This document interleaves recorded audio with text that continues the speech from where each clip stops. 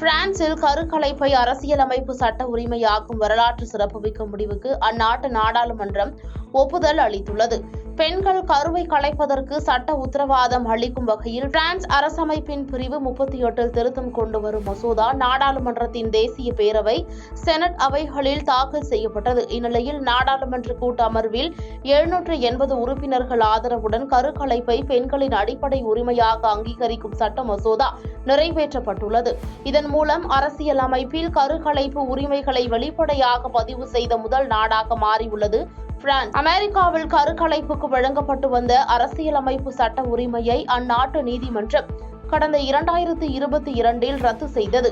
இதைத் தொடர்ந்து பிரான்சில் கருக்கலைப்புக்கு அரசமைப்பு சட்டத்தின் கீழ் பாதுகாப்பு அளிக்கப்படும் என அதிபர் இமானுவேல் மேக்ரான் உறுதியளித்திருந்தார் என்பது குறிப்பிடத்தக்கது.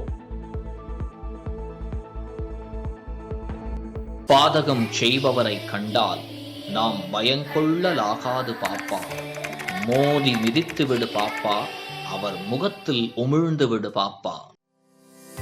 அண்மை செய்திகளை உடனுக்குடன் தெரிந்து கொள்ள இணைந்திருங்கள் இயம்நாடு தொலைக்காட்சியுடன்.